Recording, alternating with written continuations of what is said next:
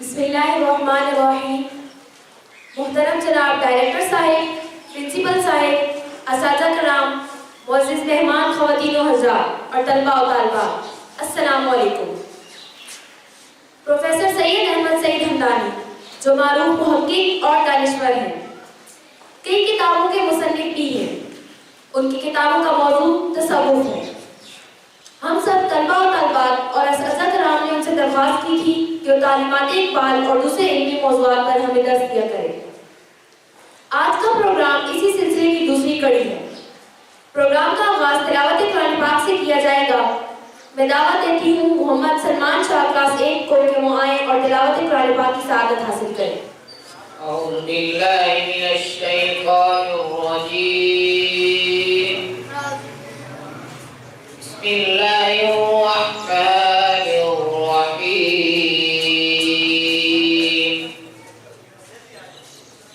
قل اعوذ برب الناس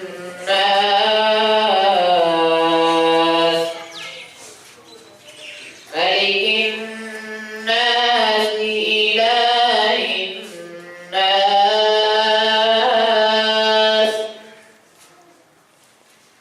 من شر الوسواس الخناس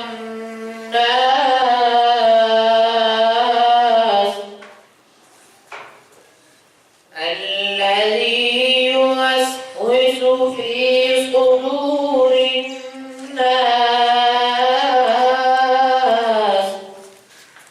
من الجنة والناس.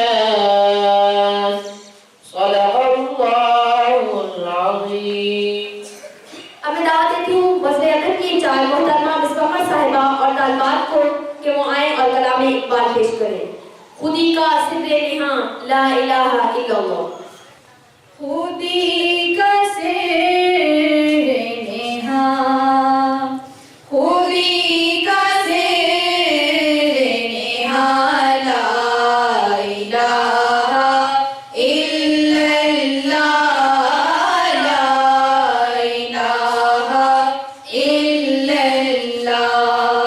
خودی ہے تیرے فیصل، لا الہ الا اللہ، لا الہ الا اللہ،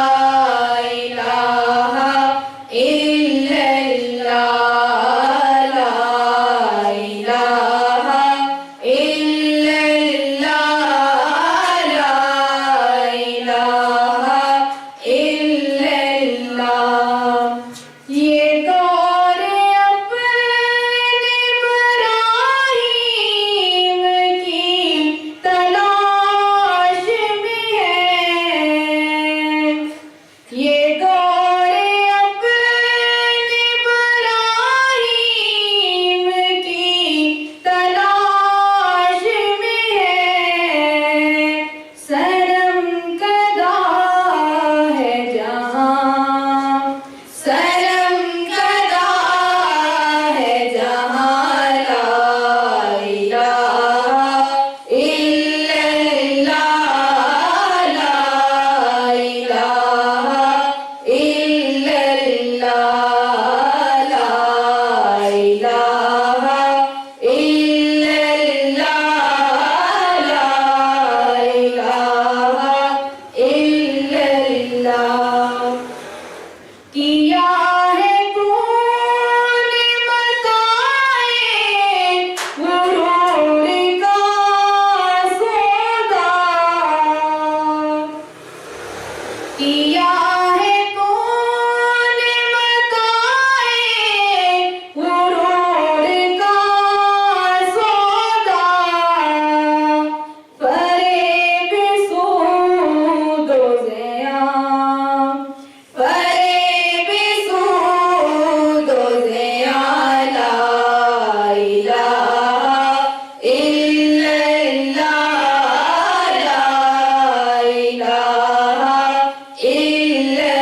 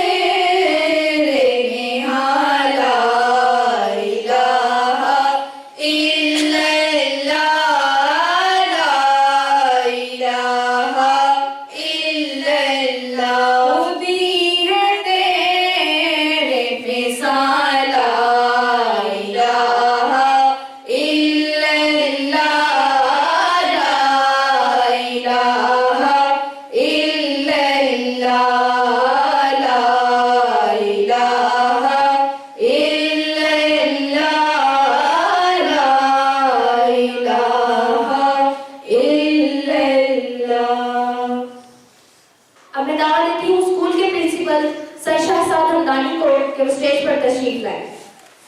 अजीज तलबा तलबात और मुअज़्ज़ज़ ख़वातीन व हज़रात, मैं आप सबको इस सेमिनार में खुशामदीद कहता हूँ, ख़ास तौर पे अपने उन मेहमानों को जिन्होंने अपने कीमती वक्त में से कुछ वक्त निकाला और इस सेमिनार में शरीक हुए। हमने जनाब प्रोफेसर सैयद अहमद सईद हमदानी साहब से रिक्वेस्ट की थी कि वो यहाँ स्कूल में लेक्चर्स दिया करें, तो सबसे पहले तालीमात इकबाल से इस सिलसिले की इब्तिदा की थी। इससे पहले इन्होंने अल्लामा मोहम्मद इकबाल के तसव्वुर फ़क़्र पर लेक्चर दिया है, जिसे तलबा तलबात और दीगर सामईन ने बहुत पसंद किया। आज इस मजलिस में वो इकबाल के नज़र खुदी पर लेक्चर देंगे, तो मैं जनाब प्रोफेसर अहमद सईद हमदानी साहब से दरख्वास्त करता हूँ कि वो स्टेज पे तशरीफ़ लाएँ और सिलसिला शुरू करें। बिस्मिल्लाहिर्रहमानिर्रहीम। अल्हम्दुलिल्लाहि रब्बिल आलमीन वस्सलातु वस्सलामु अला खातिमिन नबिय्यीन व आलिहि व सहबिहि अजमईन। रब्बि इश्रह ली सदरी व यस्सिर ली अमरी वाहलुल उक़दम मिन लिसानी यफ़क़हू क़ौली। अज़ीज़ तलबा व तालिबात, साथिया कराम और मेहमानान गिरामी क़दर, इक़बाल की तालीमात या पैगाम पर बात करते हुए सबसे पहले उस पस मंज़र पर नज़र डालनी चाहिए जिसमें अल्लामा इक़बाल कौम को और तमाम बनी नौ इंसान को पैगाम दे रहे थे। ये वो दौर था जिसमें 1857 के बाद मुसलमानों की हुकूमत ख़त्म हो चुकी थी। हिंदुस्तान में बड़े सग़ीर हिंदुपाक में मुसलमान नहायत ही कमज़ोर हालत में थे और उस वक्त उन्हें समझ नहीं आ रही थी कि हमारे साथ क्या हो गया और अब हमें क्या करना चाहिए। इस तरह अगर आप देखें, ज़रा उसको वसी पस मंज़र में देखें तो तारीख़ में भी, उस दौर की तारीख़ में भी मुसलमानों की तमाम मुल्कों में हालत कमज़ोर थी। नौ आबादाती हुकूमत हर जगह अपनी जगह पैदा कर रही थी। मुसलमान सब कमज़ोर हो गए थे, उनकी हुकूमतें लड़खड़ा रही थी और बिलाखिर वो हुकूमतें ख़त्म भी हो गई। तो मुसलमान न सिर्फ बड़े सग़ीर हिंदुपाक में कमज़ोर हो गए थे, बल्कि उनकी हालत तमाम दुनिया में भी कमज़ोर हो चुकी थी। उस वक्त तमाम मुसलमानों में एक जज्बा उठा और वो जज्बा ये था कि अब हम कुछ करें, हमें कुछ करने की ज़रूरत है। तो जितने मुफक्किरीन थे उस दौर के, अपने अपने दौर में, अपने अपने वक्त में, अपने अपने दौर में, अपने अपने क्या कहना चाहिए हलकों में ये सोचने लगे कि क्या किया जाए और कैसे किया जाए कि हम फिर किसी हद तक संभल सकें। तो अल्लामा इक़बाल के दौर में देखिए तो उससे पहले बड़े सग़ीर हिंदुपाक में सर सैयद एक तहरीक शुरू कर चुके थे और वो बशक़वत एक इल्मी, तालीमी, मजहबी और सियासी तहरीक थी। ये उसके मुख्तलिफ पहलू थे। फिर उनके साथ साथ उसी दौर में अगर हम देखें तो मौलाना अल्ताफ़ सैयद हारी थे जिन्होंने मदद इस्लाम नज़म लिखी। इस तरह अकबर इलाहाबादी थे انہوں نے بھی اپنے طور پر مسلمانوں میں وہ جذبہ پیدا کرنے کی کوشش کی کہ جس کے تحت وہ پہلے کبھی حکمران رہے تھے اور ایک طاقتور قوم تھے. جہاں مولانا حالی جدت پسند تھے وہاں اکبر الہ آبادی قدامت پسند تھے. یعنی مولانا حالی یہ چاہتے تھے کہ ہم یورپین اقوام کی طرف دیکھیں اور ان کے طور طریقے اپنائیں اور اس بات کا خیال رکھیں کہ کس طریقے سے یہ لوگ آگے بڑھیں اور انہیں قوت حاصل کی. اکبر الہ آبادی یہ کہتے تھے کہ مذہب کی طرف رجوع کریں اور جس طرح پہلے ہمارے بزرگ رہے تھے اسی طرح ہم چلیں تو شاید ہم کچھ حاصل کر سکیں. تو بعض وقت اپنے اپنے طور پر سب لوگ کوشش کرنے لگے. عام دار اسلام میں دیکھیں تو مولانا جمال الدین افغانی تھے. ان جن کو علامہ اقبال نے کہا تھا کہ سید السادات مولانا جمال، وہ بھی اپنے طور پر تمام عالم اسلام میں پھر رہے تھے اور اپنے طور پر کوشش کر رہے تھے کہ وہاں کے مفکرین اب قوم کی قیادت کریں. اس دور میں اقبال نے نہایت منظم طور پر اپنی تعلیمات پیش کی. علامہ اقبال کا اس میں امتیاز یہ ہے کہ انہوں نے نہایت کمپریہنسو انداز میں قوم کی حالت پر نظر ڈالی، ان کے متعلق سوچا اور انہوں نے ایک ایسا لائے عمل پیش کیا کہ جس کی پیروی کرتے ہوئے مسلمان پھر ایک بار اٹھ سکتے تھے. اور علامہ اقبال نے جب یہ سب کچھ کیا اس وقت تک وہ مشرق و مغرب کے علوم پڑھ چکے تھے. وہ یورپ سے بھی ہو آئے تھے اور انہوں نے یورپ کو اپنی آنکھوں سے دیکھا تھا اور ان کی خوبیوں اور خامیوں کو انہوں نے پرکھا تھا. اس کے بعد پھر انہوں نے جب اپنی قوم پر نظر ڈالی تو پھر پوری تاریخ ان کے سامنے کھلی ہوئی تھی. تو انہوں نے چاہا کہ مسلمان ایک بار پھر اٹھیں اور وہ قوت حاصل کریں. اور جو کچھ انہوں نے مسلمانوں کے سامنے پیش کیا وہ یوں کہیں تو نئی باتیں نہیں تھیں، حقائق وہی رہتے ہیں، لیکن یہ ہے کہ ان کو نئے سرے سے پیش کرنے کی ضرورت ہوتی ہے. تو علامہ اقبال نے قرآن اور حدیث کا مطالعہ کیا اور پھر انہوں نے اس کے مطابق اس کے نتیجے میں اپنی نتائج فکر پیش کی. تو علامہ اقبال نے خاص طور پر یہ کہا کہ میں نے جو کچھ بھی اخذ کیا ہے یا جو کچھ میں پیش کر رہا ہوں وہ میں نے قرآن اور حدیث سے اخذ کیا ہے. بلکہ ان کے فارسی میں شعر ہیں، فارسی کا ایک شعر ہے جہاں وہ کہتے ہیں کہ رسالت مآب کے حضور میں کہتے ہیں کہ میں نے جو کچھ پیش کیا ہے یہ قرآن کی تعلیم سے پیش کیا ہے، اور اگر ایسا نہیں کیا تو آپ ذرا ان کے الفاظ دیکھیں. کہتے ہیں روز محشر خوار و رسوا کن مرا.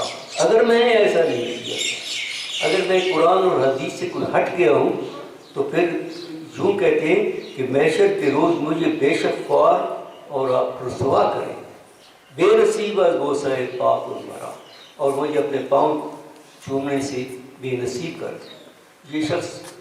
یہ وہی شخص کہہ سکتا ہے کہ جس کے دل میں اتنا خلوص ہو، اتنی محبت ہو کہ وہ عشق رسول میں اور عشق الہی میں ڈوبا ہو، وہی یہ شخص کہہ سکتا ہے.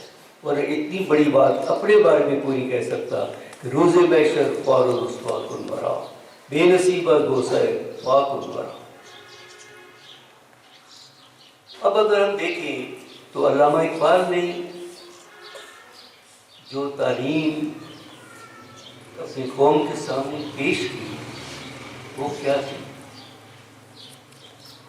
تو سیدھی سادی بات، اس کا مرکزی نقطہ، اس کا محور ان کا فلسفہ خودی تھا. اب خودی کا لفظ ہم میں سے ہر شخص سنتا ہے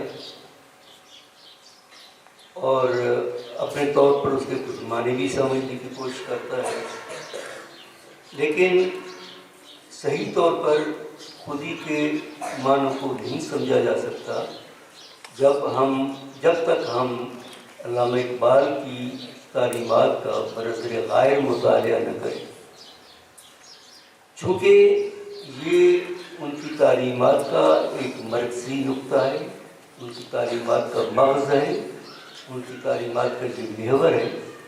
لہذا ہمیں سب سے پہلے یہ جاننا چاہیے کہ خودی کا لفظ کیا ہے۔ خودی کے لفظی معنی تو ہے، یہ لفظ آیا خود سے، خود یعنی میں، میری ذات، اور خودی کا معنی ہے میری ذات کے متعلق چیزیں یا جو بھی صفات ہو۔ لیکن ہماری اخلاقی تعلیم میں یہ لفظ نیگیٹو معنوں میں استعمال ہوا۔ مثلا یہ ہے کہ یہ شخص کبھی اپنی خودی نہیں چھوڑتا، تو خودی کا معنی ہوتا ہے تکبر، خودی کا معنی ہوتا ہے غرور، خودی کا معنی ہے بڑائی۔ تو یہ ساری نیگیٹو باتیں ہیں۔ تو یہ لفظ ہماری اخلاقی تعلیم میں تو نیگیٹو معنوں میں استعمال ہوتا تھا، لیکن علامہ اقبال نے اسے پازیٹیو معنوں میں استعمال کیا اور اسے فلسفے کی ایک اصطلاح کے طور پر پیش کیا۔ تو جہاں خودی کا معنی انہوں نے لیا خود آگاہی، اس میں معنی تو وہی تھا کہ میں خود، اس کو ہم بعض اوقات انا بھی کہتے ہیں، اور سیدھا لفظ اس کو کہ میں کون ہوں، میں کچھ ہوں، میری ذات ایک حیثیت رکھتی ہے۔ خود کا ہونا، اس کو آپ شخص بھی کہہ سکتے ہیں، ایک اپنا تشخص معلوم کر لینا، یہ خودی۔ تو علامہ اقبال نے جب خودی کا لفظ استعمال کیا اصطلاحی معنوں میں اور اچھے معنوں میں کہ خودی انسان کی اپنی ذات ہے، اور جب ہم اس اپنی ذات کے متعلق کچھ سوچنا شروع کرتے ہیں تو یہ خود آگاہی ہے، اس کا شعور حاصل کرنا، اس کے متعلق آگاہ ہونا کہ میں کون ہوں، میں کیوں پیدا کیا گیا ہوں، میں دنیا میں کیسے آیا ہوں، کیا میں دنیا میں اس لیے آیا ہوں کہ کچھ عرصے کے لیے زندہ رہوں، کھاؤں پیوں اور چلا جاؤں، یا میرے کچھ مقاصد بھی ہیں۔ یہ ساری کی ساری باتیں خودی کے عنوان کے تحت آتی ہیں اور خودی کا مضمون بنتی ہیں، خودی کا موضوع بنتی ہیں۔ تو علامہ اقبال نے جب لفظ خودی استعمال کیا تو وہ پھر بہت اوپر چلے گئے۔ جب انہوں نے بہت اوپر دیکھا، جس کو ہم اپنی مابعد الطبیعت کہتے ہیں، یا بعض اوقات آپ ہمیں اس کو جو بھی کہہ رہے ہیں کہ ہم اپنے ایمان کی شرائط کہتے ہیں، اس کو ہم مابعدیاتی طبیعت، مابعد الطبیعتی نظریات کہتے ہیں عام طور پر، جو طبیعت سے اوپر ہے۔ تو اس میں سب سے اوپر، ہماری مابعد الطبیعت میں سب سے اوپر توحید کا نظریہ ہے۔ ہم جب بھی کبھی اپنی تعلیم شروع کریں گے تو توحید سے شروع کریں گے اور توحید پر ہی ختم ہوگا۔ مسلمانوں کی تعلیم میں، اسلام کی تعلیم میں سب سے اوپر، سب سے بلند نظریہ، سب سے بنیادی نظریہ توحید ہے۔ تو علامہ اقبال نے ایک فلسفی کی حیثیت سے جب توحید کی شرح مسلمانوں کے سامنے پیش کرنے کی کوشش کی تو ان کے سامنے وہی بات ہے کہ یہ جو اللہ ہے، اللہ ایک واحد ذات ہے، اور اللہ نے اس مخلوق کو پیدا کیا ہے، تو اس کے پیچھے اللہ کی ذات تھی۔ اللہ نے اپنی ذات میں یہ سوچا، اللہ نے اپنے ڈیوائن شعور کے تحت سوچا کہ میں ایک کائنات پیدا کروں اور یہ کائنات سے پیدا کروں، اور اس کائنات میں جو برتر مخلوق پیدا کی تو ظاہر ہے کہ وہ انسان ہے۔ تو علامہ اقبال نے خدا کو بھی خودی کی صورت میں دیکھا، خدا خود ہے، خود اپنی ذات میں وہ منزہ ہے، پاک ہے، اور اس کی کچھ صفات ہیں، اور اس کو بھی خودی کہا جا سکتا ہے، لیکن اس نے کہا کہ خودی مطلق، وہ مطلق خودی ہے، یعنی سب سے اوپر خودی ہے، وہ پابند نہیں ہے. اس کو اس نے خودی مطلق بھی کہا، انائے مطلق بھی کہا، یعنی میں جس پر کوئی قید نہیں ہے. اللہ جب میں کہتا ہے تو وہ ایک ہوتا ہے، جو میں کہہ رہا ہوتا ہے اس کی میں سب سے اوپر ہوتی ہے. تو اس نے اللہ کو بھی خودی کہا، خودی مطلق کہا، انائے مطلق کہا. بلکہ بعض اوقات ایک بہت مشکل لفظ ہوگا آپ کے لیے، وجود بسیط کہا، کہ یہ ایک وجود بسیط ہے جو پھیلا ہوا ہے، اور یہ وجود مطلق ہے. مطلق میں ہوتا ہے جس پر کوئی پابندی نہیں ہوتی. تو انائے مطلق، خودی مطلق، وجود بسیط، یہ علامہ نے فلسفیانہ اصطلاحات استعمال کی اور توحید سے وہ شروع کی. اور آگے کیا کہا کہ یہ جو خودی مطلق تھی، یہ جو انائے مطلق تھی، اس نے پھر کئی انائے پیدا کر دی. یہ جتنے لوگ ہم موجود ہیں، ہم سب میں ایک انا ہے، سب میں ایک میں ہے. ہم محسوس کرتے ہیں کہ ہم ہیں، تو یہ انا، اب یہ انا مقید ہو گئی. وہ انا جو تھی اللہ تعالیٰ کی انا جسے کہتے ہیں انائے مطلق، وہ پابند نہیں ہے. اور یہاں انا جب ہمارے اندر پیدا ہوئی تو یہ پابند سی ہو گئی. اسے وہ کہتے ہیں انائے مقید، یہ خود ہی مقید ہو گئی. یہ ذرا میں نے کچھ مشکل باتیں پیش کر دی ہیں، لیکن پھر بھی آپ سمجھ سکتے ہیں. اب اگر ہم یہ کہیں تو یہ ساری اسلامی تعلیم کا نتیجہ ہے جو علامہ پیش کر رہے ہیں، کہ اللہ تعالیٰ نے انسان کو جو بنایا تو وہ اللہ کی یہ ذات و صفات کا ایک پرتاؤ ہے، وہ ایک سایہ ہے. اور وہ صفات جو ساری اللہ تعالیٰ کی ہیں، وہ پابند شکل میں انسان کے اندر بھی پیدا ہو سکتی ہے. اسی کو کہا گیا تخلقوا باخلاق اللہ، کہ اپنے اندر اللہ کے اخلاق پیدا کرو.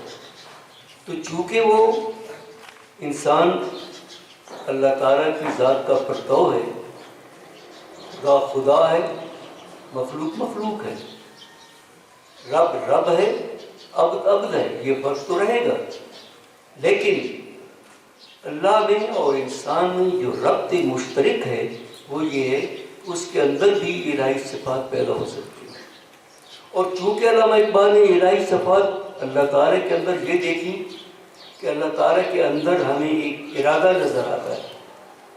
وہ ارادہ کرتا ہے کن تو فیکون، وہ ہو جاتا ہے. وہ کہتا ہے ہو جاتا ہے. وہ مخلوق پیدا کرنے والا ہے، اسے کن سے مخلوق پیدا کر دی، یہ اس کا ارادہ ہے. اور شعور اللہ تعالیٰ کے اندر جو ایک ڈیوائن کانشسنس ہے، جو اس کا ایک روحانی شعور ہے، وہ اس کے اندر، اس کے تحت اس نے کائنات پیدا کر دی. اور وہ کائنات ایسا پیدا نہیں تھی، کائنات کے پیدا کرنے کے پیچھے ایک مقصد تھا. قرآن مجید میں آتا ہے کہ یہ لاو و لعب نہیں ہے، یہ جو میں نے کائنات پیدا کی ہے یہ کھیل نہیں ہے، اس کے پیچھے ایک مقصد ہے. اور وہ مقصد انسان کو پیدا کیا، اور انسان کو اسے اپنے لیے پیدا کیا، اور انسان کے سامنے بھی پھر کوئی مقاصد رکھتے ہیں. کیونکہ ان مقاصد کو سامنے رکھتے ہوئے انسان اپنے افتخار سب کر سکتا ہے، اپنی ترقی کر سکتا ہے، اپنا کردار بنا سکتا ہے، اور اپنے آپ کو اللہ تعالیٰ کے سامنے پیش کرنے کے قابل بنا سکتا ہے. کیونکہ اللہ ترجع الامور، تمام امور اللہ تعالیٰ کی طرف لوٹتے ہیں. یہ جو کچھ ہم کرتے ہیں یہ سب اللہ تعالیٰ کی طرف لوٹ رہا ہے، تو اس کے لیے مقاصد پیدا کرتے ہیں. تو یہ ساری باتیں تھیں جو علامہ اقبال نے خودی کا تصور پیش کیا، تو یہ اس کی فکر کے پیچھے تھی. یہ جو ایک میں پھر فارسی کا شعر پڑھوں گا، اگرچہ میں فارسی کا شعر پڑھتی یہاں جھجکتا ہوں کہ آپ کی اس سے شاید فہم سے باہر ہو جائے، لیکن جب علامہ اقبال نے اسرار خودی کتاب لکھی، پہلی بار انہوں نے خودی کا نظریہ اپنی اس کتاب میں پیش کیا، اور اس کے سب اس کی خوبیوں پر اور اس کے سارے اس کے بعد جو نتائج تھے ان پر نظر ڈالیں تو یہ سب پہلے اصرار خودی میں تھا. بعد وہ ساری عمر خودی کی تبلیغ کرتے رہے, خودی کی باتیں کرتے رہے, لیکن سب سے پہلے اصرار خودی میں انہوں نے باقاعدہ کمپریہنسو انداز میں, جامع انداز میں خودی کے نظریے کو پیش کیا. تو پہلا ہی شعر جو تھا وہ یہ تھا کہ پیکر ہستی یہ آثار خودی سے, پیکر ہستی زندگی کی یہ شکل یا یہ دنیا جس وقت ہمارے سامنے ہے, جس فارم میں ہے, یہ کیا ہے؟ یہ آثار خودی سے, یہ خودی کے آثار میں سے, جہاں خودی سے مراد خدا ہے, یعنی یہ اللہ تعالیٰ کے آثار میں سے ہے. جو کچھ ہمیں نظر آ رہا ہے اللہ تعالیٰ نے اس کو پیدا کیا ہے, اس میں اللہ تعالیٰ کی خودی کے آثار ہیں, یعنی اس سے میں کے آثار ہیں, جو اس نے میں کے ساتھ اس کو پیدا کیا, ایک شعور کے ساتھ پیدا کیا. تو یہ جو کچھ بھی ہے طے کرے ہستی سے آثار خودی سے, ہر چیز کی اسرار خودی سے, اور جو کچھ تمہیں نظر آ رہا ہے یہ سارے خودی کے بھید ہیں, یعنی یہ اللہ تعالیٰ کے اسرار ہیں, اللہ تعالیٰ کے بھید ہیں. جو کچھ تمہیں نظر آ رہے ہیں یہ تمام کائنات اللہ تعالیٰ کے بھید ہیں, اور ہم اس بھید پر جب غور کرتے ہیں تو پھر سب کچھ ہمارے سامنے کھلتا ہے, اور ہمیں یہ بھی پتہ چلتا ہے کہ ہمیں کیوں پیدا کیا گیا ہے. تو علامہ اقبال نے جو خودی کا سلسلہ شروع کیا تو یہ خدا سے انسان تک پہنچا, اور انسان سے آگے پوری کائنات میں پھیل گیا. اب خودی کو علامہ اقبال نے اپنا مرکزی نقطہ قرار دیا اور اس کو راز ضرور حیات کہا کہ یہ زندگی کی گہرائی کا ایک راز ہے, زندگی کے باطن کا ایک راز ہے, اور یہ راز انسان کے اندر ہے. اور انسان کو اگر اب اپنا ارتقاء کرنا ہے, اور ظاہر ہے کہ اس لیے وہ پیدا ہوا ہے کہ وہ کچھ کرے, تو وہ راز اسی کے لیے ظاہر ہوگا. تو لفظ اس نے خودی ہی استعمال کیا اور آخر تک خودی ہی استعمال کرتے گئے. اب آپ اوپر دیکھیں, جہاں خودی مطلق تھی, یعنی جہاں خدا تھا, اللہ تعالیٰ کی جب ہم بات کرتے ہیں اور اللہ تعالیٰ کی خودی کی بات کرتے ہیں تو اس میں سب سے بڑی بات جو نظر آتی ہے وہ اللہ تعالیٰ کا مقصد ہے. ایک مقصد کے تحت اس نے دنیا کو پیدا کیا. تو اللہ تعالیٰ کی سب سے بڑی صفت کیا ہے؟ مقصد آفرینی. تو مقصد پیدا کرتا ہے, اور اس نے انسان کے اندر بھی اب خودی پیدا کی تو اس کے سامنے بھی مقصد رکھا, اور مقصد یہ ہے کہ آپ اس خودی کی تکمیل کرو, اس کی تشکیل کرو. کیا سب سے بڑی بات یہ ہے کہ اپنی تمہاری ایک سیرت ہے, اس کے کردار کی تعمیر کرو. تو یہ اب ہم نے ہمارے ذہن کیا رکھا گیا کہ خودی کو یکتا کرنے کے لیے ہمیں اپنی تعمیر اور تشکیل کرنی ہوگی. یا یوں سمجھے, ہر انسان جو پیدا ہوا ہے, ہم جتنے بیٹھے ہیں, اب تمام انسانوں کو دیکھ لیں, اور یہ ایک عجیب و غریب بات ہے کہ ہر فرد, ہر شخص اپنی جگہ پر یونیک ہے. ہر شخص اپنی جگہ یونیک ہے. اس کے اندر تھوڑی بہت کچھ ایسی بات رکھی گئی ہے کہ اس میں انفرادیت آ گئی ہے, ایک خاص قسم کی انڈیویجولیٹی آ گئی ہے, اور ہر انڈیویجول اپنی جگہ پر یونیک ہے. اب جب اپنی جگہ پر یونیک ہے تو اس کا مطلب یہ کہ ہر انسان کے اندر کوئی جوہر رکھا گیا ہے, اور یہ جوہر اگر آگے کہیں تو پھر قوموں کے اندر بھی وہ ایک جوہر رکھا جاتا ہے. وہ ایک جوہر ہے, جیسے کہ بعض قوموں میں بہادری کا جوہر ہوتا ہے, بعض قوموں میں حکمت کا جوہر رکھا جاتا ہے, بعض میں کچھ اور. تو انسانوں کے اندر بھی ہر انسان کے اندر ایک جوہر ہے, ایک خاص صلاحیت ہے, اور وہ صلاحیت اس کو پہچاننی چاہیے اور اس صلاحیت کو آگے بڑھانا چاہیے. یہ ضروری ہو جاتا ہے. خودی کو اگر آپ ایک شخص بھی کہہ سکتے ہیں اور ایک فرد بھی کہہ سکتے ہیں, لیکن علامہ اقبال نے خودی کو زیادہ اہمیت دی, اس میں سارے کے سارے معنی آ جاتے ہیں. تو خودی کی ہمیں تشکیل اور تعمیر کرنی ہے. جب تک ہم اپنی شخصیت کی تعمیر اور تشکیل نہیں کریں گے تو وہ ہم اپنے مقصد کو پورا نہیں کر رہے ہیں. سب سے پہلے کیا ہوتا ہے؟ سب سے پہلے آپ دیکھیں تو آپ بچے کو ذرا دیکھیں کہ بچہ جب بالکل شیرخواری کی حالت میں ہوتا ہے تب بھی وہ اپنی میں چترا رہا ہوتا ہے، یا یوں کہیں کہ وہ اپنی خود ہی چترا رہا ہوتا ہے کہ میں ہوں. وہ روتا ہے، وہ چیختا ہے، وہ اپنی خواہش پیش کرتا ہے جو اس کی بنیادی نیڈ ہوتی ہے اس کو پورا کرانے کے لیے. وہ روتا بھی ہے، وہ سب کچھ کرتا ہے، پتہ نہیں چلتا ہے کہ وہ اپنے احساس کرا رہا ہے کہ میں ہوں. اور بے طرف توجہ دو.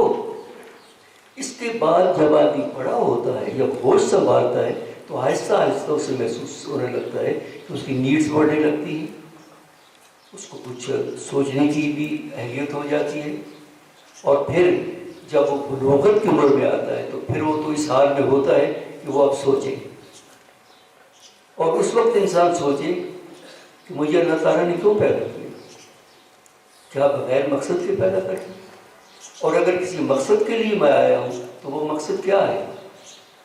اور اگر وہ دیکھے گا تو وہ مقصد اس کے اندر ہوگا کہ میں ہوں تو میرا مقصد کیا ہے، میں کیا چاہتا ہوں، اور جو کچھ میں چاہتا ہوں تو کیا شعوری طور پر وہ ٹھیک ہے، اور آگے پھر آگے کیا ہوگا. اب اس معاملے میں سب سے پہلا اس کو کہتے ہیں کہ اثبات خودی یا احساس خودی، اپنی خودی کا احساس ہونا کہ میں ہوں، میں اس دنیا میں آیا ہوں، مجھے اس دنیا میں بھیجا گیا ہے، کس لیے بھیجا گیا ہے، میرا مقصد کیا ہے، مجھے یہاں کرنا کیا ہے. اب یہاں علامہ اقبال نے نہایت سوچ سمجھ کر انسانی کردار کی تشکیل کے لیے یا خودی کی تشکیل کے لیے عملی طور پر جو ایک نصاب تجویز کیا وہ وہی تھا جو اسلام میں ہے، صرف الفاظ مختلف ہیں. علامہ اقبال اس کو اپنے الفاظ میں پیش کر رہے ہیں.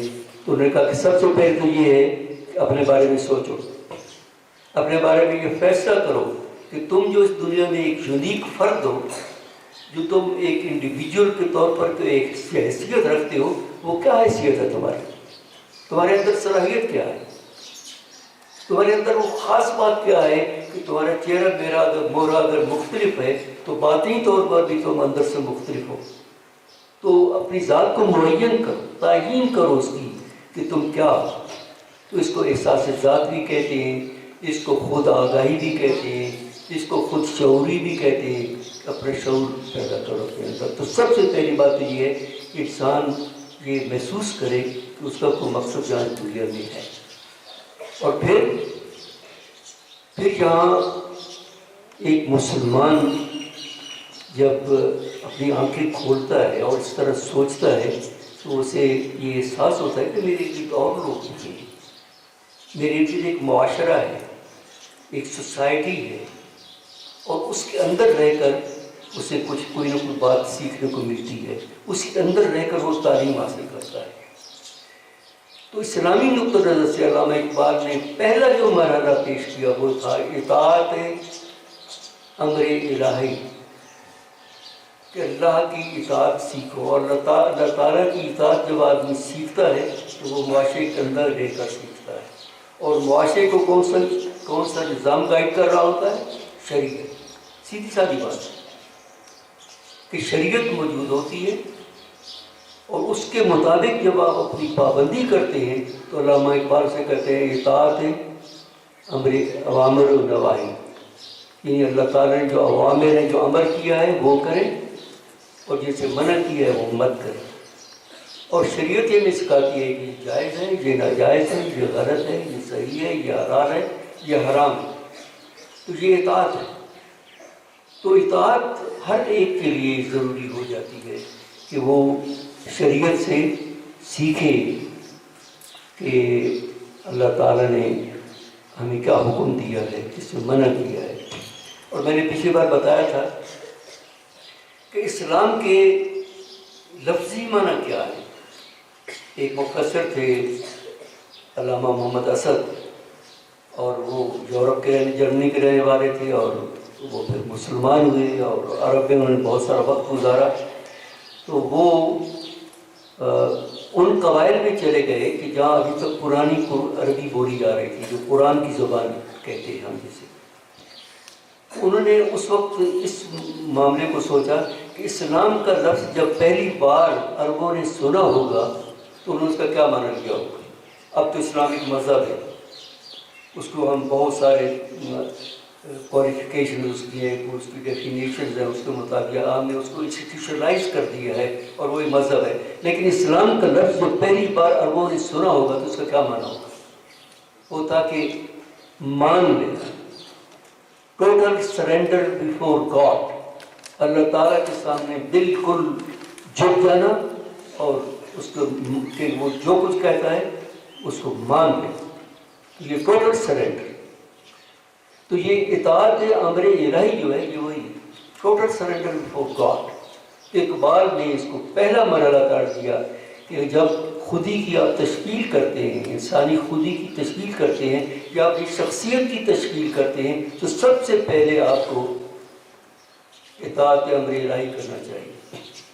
اور اس میں علامہ اقبال نے بڑی اچھی بات کہی ہے کہ بہت دل بند راہ مصطفیٰ را، بہت دل بند، دل اللہ کی طرف لگاؤ، حق کی طرف لگاؤ.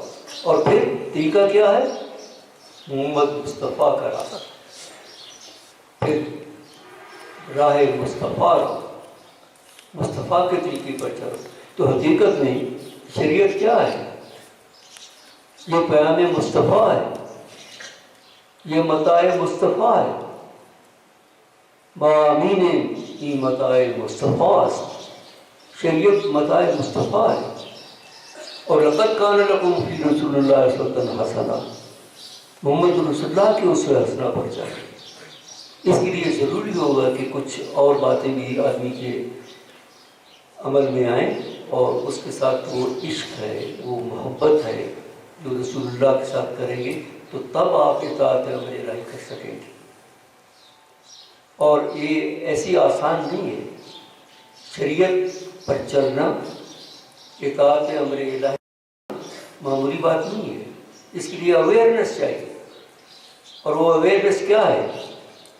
ہر قدم پر، ہر لمحے، ہر کام کرتے ہوئے آپ یہ سوچیں کہ محمد رسول اللہ صلی اللہ علیہ وسلم نے یہ کام کیسے کیا تھا.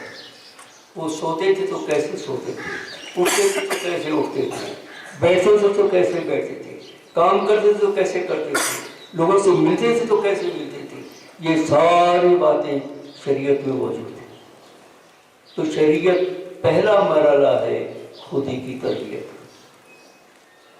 اور دوسرا مرحلہ وہ بھی ایک لفظ علامہ اقبال نے بدل دیے، اور اس لیے کہ لوگوں کو شاید بہتر طور پر سمجھا جائے. اس کو انہوں نے کہا ضبط نفس.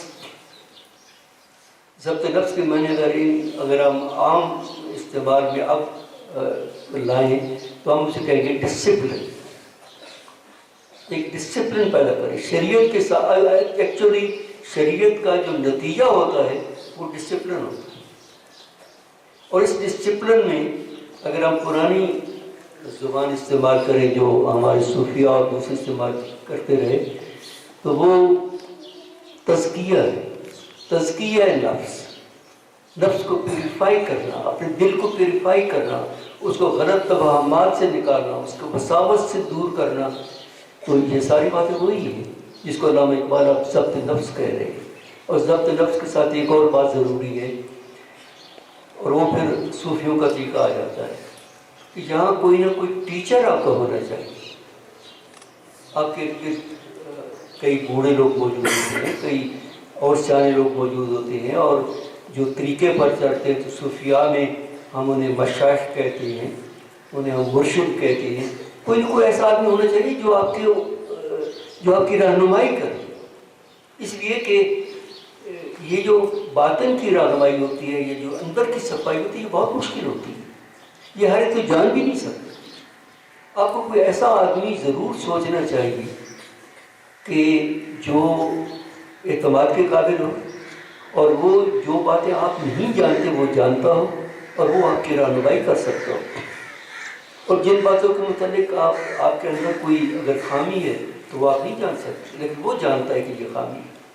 اور وہ آپ کو بڑی حکمت کے ساتھ دانائی کے ساتھ آگے بڑھا سکے۔ علامہ اقبال اپنے طور پر اپنی ذات کے لیے تو ضروری سمجھتے تھے کہ انہوں نے جب جاوید اقبال کو اپنی نصیحت کی اپنے بیٹے کو، وہ وصیت میں موجود ہے، تو انہوں نے کہا کہ میں ساری عمر کسی مرد کامل کی تلاش میں رہا ہوں کہ مجھے ملے، تو تم بھی یہ کوشش کرنا کہ تمہیں بھی کوئی مرشد مل جائے۔ تو جاوید اقبال کی طبیعت تو اپنی تھی، وہ اپنے والد کی تعلیمات کی اشاعت بھی کرتے رہے اور تشریح بھی کرتے رہے، لیکن وہ تو ایسے نہیں تھے۔ لیکن علامہ اقبال اپنی ذات کے لحاظ سے جہاں بھی انہوں نے کبھی کہیں سنا کہ کوئی بندہ ایسا ہے تو وہ اسے ملنے کے لیے گئے، اور کچھ ایسا ہے کہ علامہ اقبال اس مقام پر تھے جہاں انہیں اپنے معیار کے مطابق کوئی بندہ نظر نہ آیا۔ وہ انہوں نے بہت سے لوگوں کی تعریف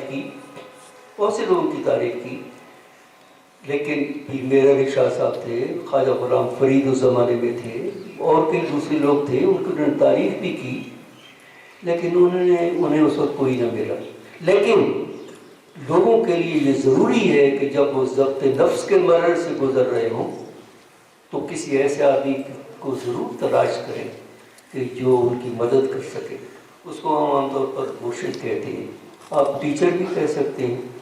تو یہ اب آدمی کا کوئی اپنے پر منحصر ہوتا ہے۔ پہلے عام طور پر تو لوگ یہ کہتے ہیں کہ اچھا جی کوئی آدمی بتائیں پھر کہ وہ کہاں ملے گا۔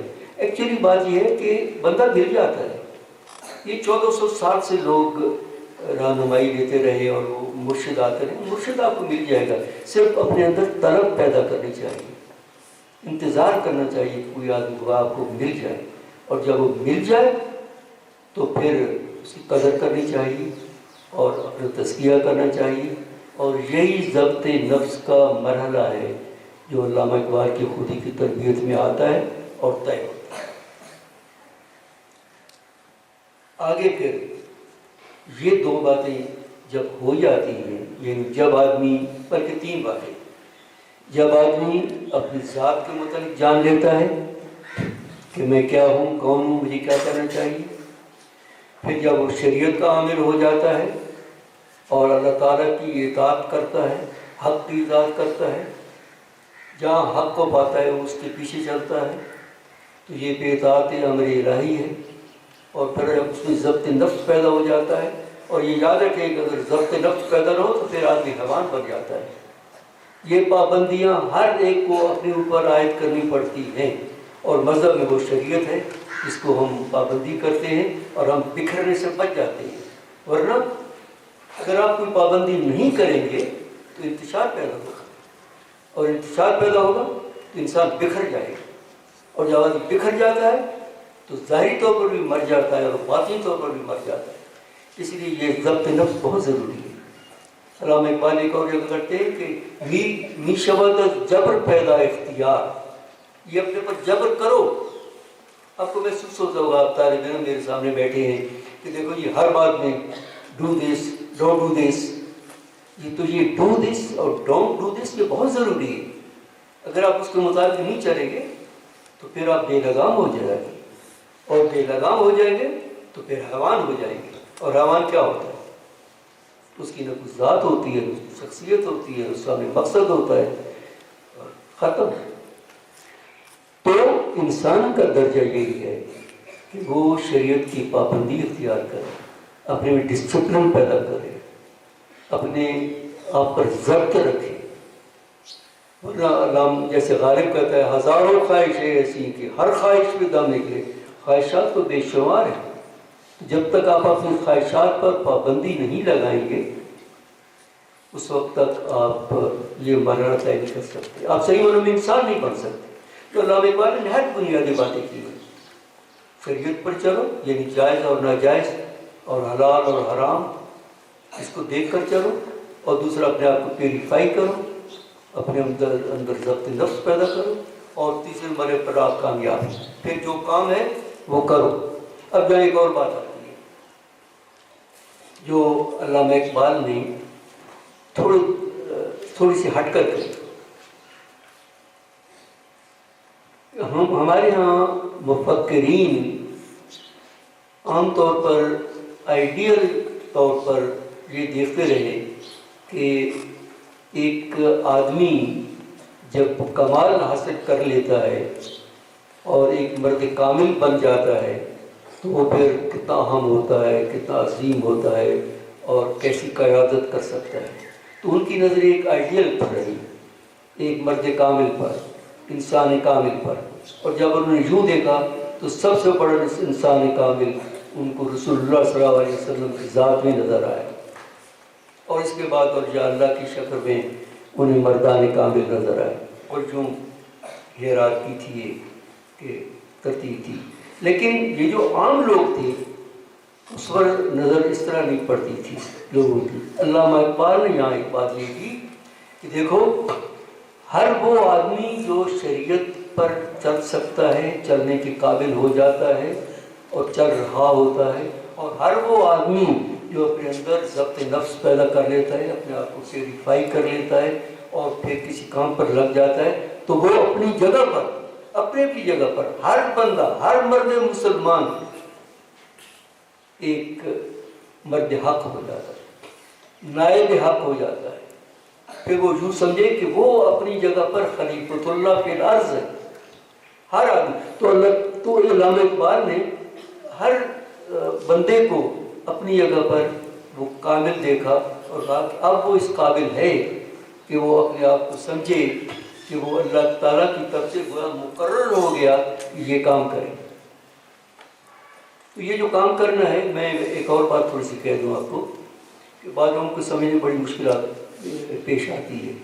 نفسیات میں یہ کہتے ہیں کہ ایک آدمی جب کام کر رہا ہوتا ہے، کوئی بھی کام، وہ خواہ میز بنا رہا ہو، خواہ وہ کوئی لکھ رہا ہو، خواہ وہ کوئی، تو پہلا مرحلہ ہوتا ہے پروفیشنل انداز میں کہ جیسے اسے تربیت پائی ہے اس کے مطابق وہ کام کر رہا ہو، وہ پروفیشنل انداز میں کام کر رہا ہوتا ہے، ایفیشینٹلی، کمپیٹنٹلی. دوسرا مرتبہ ہوتا ہے کریٹیو لیول پر، تخلیقی انداز میں، پورے دل و جان کے ساتھ وہ کام کرنے لگتا ہے. اس کہتے ہیں کریٹیو لیول پر کام کرنا، تخلیقی انداز میں کام کرنا. اور تیسرا مرحلہ ہے اسپرچل لیول پر کہ جب وہ کام کرتا ہے پھر وہ یہ نہیں دیکھتا ہے کہ میں مرتا ہوں یا جیتا ہوں، وہ پھر کوئی محاذ پر کھڑا، پھر اس کے سامنے صرف خدا ہے اور وہ ہے، اور وہ لوگوں کی خدمت میں یوں لگ جاتا ہے کہ گویا وہ اسی لیے پیدا ہوا. اسے تنخواہ ملے یا نہ ملے، اسے اس کا کچھ اجر حاصل ہو یا نہ ہو، اسے وہ کام کرنا ہوتا ہے. تو اس کو انگلش میں کہتے ہیں ڈپلائمنٹ. وہ گویا محاذ پر کھڑا ہے اور وہ کام کر رہا ہے. تو یہ جو درجہ ہے یہ ہر ایک کر سکتا ہے، اور ہمارے درمیان ایسے لوگ ہوتے ہیں اگر آپ غور سے کریں ہمیں پتہ نہیں چلتا. کچھ لوگ پروفیشنل انداز میں کام کر رہے ہوتے ہیں، کچھ لوگ کریٹو انداز میں کام کر رہے ہوتے ہیں، کچھ لوگ اسپرچل لیول پر کام کر رہے ہوتے ہیں. علامہ اقبال یہ چاہتے ہیں کہ ہر شخص جو یہاں کوئی کام کر رہا ہے وہ اسپرچل لیول پر جب کام کرتا ہے، اور ہر شخص کر سکتا ہے، ہر فرد کر سکتا ہے، خواہ وہ بالکل چھوٹے لیول پر ہو، تو وہ نائب حق ہے.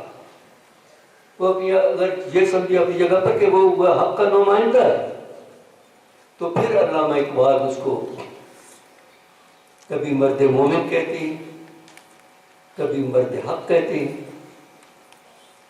کبھی وہ اس کو درویش کہتے ہیں، کبھی اس کو فقیر کہتے ہیں، کبھی اس کو کلندر کہتے ہیں.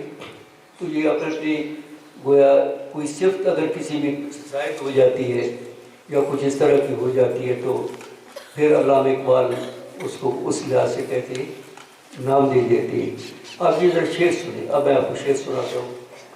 اور یہ فارسی، پھر وہی بات ہے کہ فارسی میں اگر آپ پڑھیں گے تو پھر تو بہت سی ایسی باتیں ہیں، لیکن علامہ اقبال نے ساری عمر یہ باتیں کر کے، یہ باتیں جو انہوں نے بتائی، پھر خود ہی کی تعریف میں لگا دی. اب میں یہ اگلے لیکچر کے لیے چھوڑتا ہوں کہ کون سی صفات ایسی ہوتی ہیں جو خودی کو مستحکم کرتی ہیں، یہ انسان کے عمل، انسان کی کردار کو مستحکم کرتی ہے، اس کو مضبوطی بخشتی ہے، اس کو قوت بخشتی ہے. پھر آگے میں بھی بات کے لیے چھوڑتا ہوں کہ جب آدمی انفرادی طور پر کسی کام کے قابل ہو جاتا ہے، وہ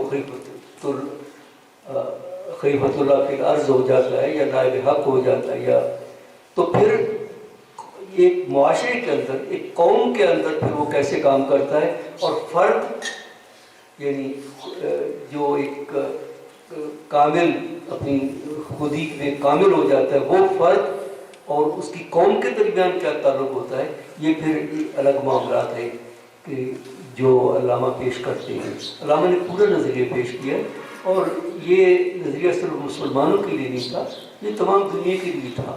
کہیں بھی کوئی آدمی اگر ایسا عمل کرے تو وہ یہ تکمیل، اس طرح تکمیل پا سکتا ہے۔ اب یہ اشعار دیکھیں جو مسجد قرطبہ میں ہے، علامہ اقبال نے کہے ہیں، اور یہ اس آدمی کے بارے میں کہتے ہیں جو خودی میں تکمیل پا چکا ہے، جس کی خودی مکمل ہو چکی ہے، جو نائب حق ہے، جہاں کہیں بھی وہ ہے نائب حق ہے، خواہ اس کی دنیاوی طور پر پوزیشن کچھ بھی ہو۔ کہتے ہیں خاکی و نوری نہاد بندہ مولا صفات، ہر دو جہاں سے غنی اس کا دل بے نیاز۔ خاکی و نوری نہاد بندہ مولا صفات، ہر دو جہاں سے غنی اس کا دل بے نیاز۔ اس کی امید قلیل اس کے بقا سے جلیل، اس کی ادا دل فریب اس کی نگاہ دل نواز۔ نرم دم گفتگو گرم دم جستجو، رزم ہو یا بزم ہو پاک دل و پاک باز۔ نقطۂ پرکار حق مرد خدا کا یقین، ورنہ یہ عالم تمام وہم و ترس و مجاز۔ عقل کی منزل ہے یہ، عشق کا حاصل ہے یہ، حلقہ آفاق میں گرمی محفل ہے یہ۔ مسجد قرطبہ میں، مسجد قرطبہ جو نظم لکھی اس میں انہوں نے یہ اشعار لکھے، ان کو دیکھیں ذرا۔ خاکی و نوری نہاد، بندہ خاکی ہے لیکن وطی طور پر وہ اللہ تعالیٰ کا نور ہے، وطی طور پر وہ اس کی روح امر الہی ہے۔ بندہ مولا صفات، وہ بندہ ہے جس میں کہ اللہ تعالیٰ کی صفات پیدا ہو گئی، اللہ تعالیٰ کے اخلاق پیدا ہو گئے۔ اور آگے دیکھیں اس کی صفت جو بیان کرتے ہیں، یہ ہر آدمی ہو سکتی ہے۔ یہ مت سوچیں کہ یہ چند لوگ ہوتے ہیں جن میں یہ باتیں آ جاتی ہیں، ہر آدمی، ہر مرد مسلمان یہ اپنے اندر پیدا کر سکتا ہے۔ ہر دو جہاں سے غنی اس کا دل بے نیاز، وہ جو میں نے پچھلی بار کہا تھا کہ اس کے سامنے دونوں جہان کی نعمتیں موجود ہوتی ہیں لیکن وہ اس سے بے نیاز ہوتا ہے، وہ اٹیچ بھی ہوتا ہے لیکن وہ ڈیٹیچ بھی ہوتا ہے۔ اور یہ جو ڈیٹیچ معنی ہے، میں نے پچھلی بار آپ کو بتایا تھا، ڈیٹیچ ہونا یہ بے نیازی ہے، یعنی دنیا میں رہے اور دنیا سے الگ بھی رہے۔ اس کی امیدیں قلیل، اس کی خواہشیں تھوڑی ہوتی ہیں، یہ نہیں تھی کہ وہ اپنی خواہشوں کو پھیلاتا رہتا ہے۔ ایک انسان میں عجیب بات ہے کہ خواہشیں پھیلانا شروع کر دے تو خواہشوں کی کوئی تو وہ حد ہی نہیں ہے۔ وہ دولت کمانا شروع کرتا ہے تو پھر کماتا ہی چلا جاتا ہے۔ وہ اقتدار میں آتا ہے تو چاہتا ہے کہ وہ سارے جہان کا اقتدار اس کے ہاتھ میں ہو جائے، وہ خدا بن جائے۔ نہیں، جو اقبال کا مرد مومن ہے اس کی امیدیں قلیل، اس کے مقاصد جلیل، لیکن اس کے مقصد جو ہوتا ہے وہ بڑا بلند ہوتا ہے، وہ پوری جہان کے لیے ذمہ دار ہو جاتا ہے۔ یہ جو کہتے ہیں نا کہ جہاں کچھ بھی کچھ ہو رہا ہے ہم اس کے ذمہ دار ہیں۔ کیوں؟ اب مثلا میں یہ کہہ سکتا ہوں کہ میں کیوں ذمہ دار ہوں؟ وہاں جو آدمی اسلام آباد میں بیٹھا ہوا ہے جو فیصلے کر رہا ہے وہ ذمہ دار، وہ جو اوپر کوئی بیٹھا ہے UN میں بیٹھا ہوا امریکہ کا جو صدر ہے وہ ہے نہیں، وہ اپنی جگہ پر ذمہ دار ہے۔ میں کیسے ذمہ دار ہوں؟ میں کچھ کر بھی نہیں سکتا، نہیں میں اپنی رائے تو رکھ سکتا ہوں یہ اچھا کر رہا ہے یا برا کر رہا ہے، اس کے لیے میں ذمہ دار ہوں۔ میرا مقصد بلند ہو جاتا ہے کہ میں ایک رائے رکھ سکتا ہوں۔ اور دوسری بات، وہ جب بھی کوئی مقصد اپنے سامنے رکھتا ہے تو بڑا مقصد رکھتا ہے، اور سب سے بڑا مقصد جو ہے وہ خدمت کا مقصد ہے کہ میں نے خدمت کرنی ہے جہاں بھی رہوں، میں جو بھی کام کر رہا ہوں کہیں نہ کہیں اس میں خدمت کا پہلو نکل آتا ہے، تو میں خدمت کو پیش نظر رکھوں۔ بلکہ ساتھ ہی تو کہا تھا کہ طریقت جو اس خدمت خلق نہیں کہ یہ تصور، یہ روحانیت، یہ جو کچھ بھی آپ کہیں، یہ خدمت ہے اور یہ سب سے بڑا مقصد ہے۔ تو مقاصد دلیل ہوتے ہیں، بڑے ہوتے ہیں، اور اس میں بڑا مقصد خدمت ہے۔ اس کی ادائیں بالفریب، اس کی نگاہ باللباس، اس کی ادائیں دل فریب ہوتی ہیں، دل کو بھاتی ہیں۔ وہ ایسے کام نہیں کرتا جیسے لوگوں کی دل آزاری۔ ہم لوگ کیا ہیں، ہمیں تھوڑا سا کہیں اختیار ملتا ہے تو ہم وہاں پر خدا بن جاتے ہیں، اور تو اور ہمیں بیوی پر اختیار ملتا ہے تو ہم اس کے خدا بن جاتے ہیں۔ اب اس کو کیا کریں؟ جہاں آدمی بیٹھتا ہے وہ اپنی خواہشوں کو بے لگام چھوڑتا ہے اور دل آزاری کرتا ہے، اور ہمیں پتہ بھی چلتا ہے کہ ہم دل آزاری کر رہے ہیں۔ نہیں، اقبال کا مرد مومن، اس کی ادائیں دل فریب ہوتی ہیں، دل کو بھاتی ہیں، وہ دلوں کو جیتتا ہے، اور دلوں کو جیتے اس کے نزدیک حج اکبر ہے۔ دل بدستہ ہو کہ حج اکبر ہے، تو ادا اگر دل فریب نہیں ہوگی تو حج اکبر کہاں سے آئے گا؟ اس کی نگاہ دل لباس، لوگوں کو محبت سے دیکھتا ہے، لوگوں کے ساتھ محبت کرتا ہے، اور ہم لوگ تو نفرت سے بھرے ہوئی ہیں۔ ہمیں سے ہر شخص کسی نہ کسی کے متعلق کوئی نہ کوئی نفرت ہی کر رہا ہے۔ نرم دم گفتگو، بات کرتا ہے تو نرمی سے کرتا ہے، وغزز بالصوت کا قرآن مجید میں آتا ہے۔ یہ اتنی بڑی اہم بات ہے کہ نرم لہجے میں بات کرنا، تو نرم دم گفتگو۔ اقبال اپنے مرد مومن چاہتا ہے کہ وہ نرم لہجے میں بات کرے۔ گرم دم جستجو، جب کام کرنے لگتا ہے، جب جستجو کرتا ہے کسی بات، کوئی تحقیق کرتا ہے تو پھر وہ جوشی کے ساتھ کرتا ہے۔ رزم ہو یا بزم ہو، پاک دل و پاک باز، خواہ وہ کہیں لڑ رہا ہے، خواہ کہیں وہ مجلس میں ہے، کہیں لڑائی کے میدان میں ہے یا کسی مجلس میں بیٹھا ہے، وہ پاک دل اور پاک باز ہو جاتا ہے۔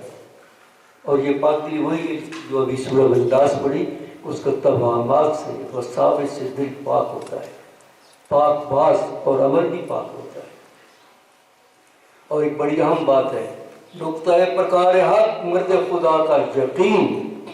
سب سے بڑی بات یہ ہوتی ہے کہ اس کو اللہ پر یقین ہوتا ہے اور اس کا ایمان مضبوط ہوتا ہے۔ وہ جب بھی وہ کوئی کام کرتا ہے یقین کے ساتھ کرتا ہے کہ یہ میں کام کر کے رہوں گا۔ اور یاد رکھیں کہ الاعمال بالنیات ہے، جب ہم نیت صاف کر لیتے ہیں تو تمام جہان کی خیر کی قوت آپ کے ساتھ ہو جاتی ہے۔ آپ یہ کہیں نہ کہیں بے شک آزما لیں کہ جب آپ نیت کر لیں گے تو خیر کی ساری قوتیں آپ کے ساتھ ہو جائیں گی، ہر طرف سے آپ کو مدد ملنی شروع ہو جائے گی، صرف یہ کہ اپنی نیت لے کر۔ تو یہ یقین ہے۔ اور علامہ اقبال ایک اور جگہ کہتے ہیں کہ آدم ببیرت از بے یقینی، کہ لوگ جو مرتے ہیں تو بے یقینی سے مرتے ہیں، انہیں یقین ہی نہیں ہوتا، اور یقین نہ ہو تو پھر موت۔ آگے عقل کی منزل ہے یہ، عشق کا حاصل یہ ہے۔ عقل یہی ہے جو ہم عام طور پر برتتے ہیں روزمرہ کی عقل، اور عشق میں نہ جذبہ، وہ جذبے کے ساتھ کام کرتا ہے۔ حلقہ آفاق میں گرمی محفل ہے، حلقہ آفاق میں نہ پوری دنیا۔ علامہ اقبال کبھی کبھی اپنے مرد مومن کو عارف بھی کہتے ہیں۔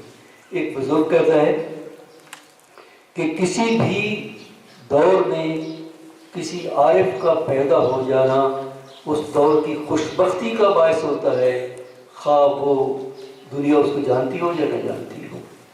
عارف کے اندر سے جو وائبس نکل رہی ہوتی ہیں وہ تمام جہان میں پھیل رہی ہوتی ہیں، تو وہ پوری حلقہ آفاق میں گرمی محفل ہوتا ہے، اس کے خیالات بھی پھیلنا شروع ہو جاتے ہیں۔ پھر علامہ اقبال اسی کو پھیلا کر وہ جو میں نے اسی دنوں فقر پر بات کی تھی، کہتے ہیں داراؤ سکندر سے وہ مرد فقیر اور دارا اور سکندر جو بڑے بادشاہ ہوئے ہیں، وہ مرد فقیر کہیں ان سے بلند مرتبہ رکھتا ہے، وہ جس کی فقیری میں بوئے اسد اللہ ہے، جو حضرت علی کی طرح طاقت رکھتا ہو۔ اور وہ طاقت کیا تھی؟ روحانی طاقت۔ حضرت علی کی اگر آپ شجاعت کو دیکھیں تو اس کے پیچھے روحانی طاقت تھی. جسمانی طاقت ہوتی تو کئی لوگوں نے خیبر کا دروازہ اکھاڑنا چاہا، نہ اکھاڑ سکتے. حضرت علی نے اکھاڑا، تو وہ ہے بوئے اسد اللہ. تو یہ ساری باتیں علامہ اقبال آپ کو کہتے ہیں جب بھی آپ اپنی شخصیت کی تکمیل کر لیں گے تو آپ کو یہ طاقتیں حاصل ہو جائیں گی اور دنیا میں آپ کامیاب رہیں گے. اور جو خودی کو بلند کر لیتا ہے، تشکیل کر لیتا ہے، تعمیر کر لیتا ہے، تو اس کے اندر بڑی طاقتیں پیدا ہو جاتی ہیں اور پھر ان طاقتوں کو لے کر اپنی ساری طاقتیں قوم کے لیے وقف کر دیتا ہے. اس لیے الگ ہونا چاہیے. Thanks very much.